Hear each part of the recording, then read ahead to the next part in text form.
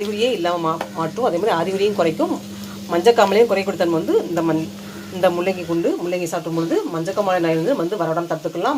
மஞ்சக்காமலையை கட்டுப்படுத்தும். அதே மாதிரி இது கூட விட்டமின் சி தொற்று நோயை வந்து குறைச்சி நோய் எதிர்ப்பு சக்தியை அதிகரிக்க செய்யக்கூடிய தன்மை உடையது இந்த முள்ளங்கி.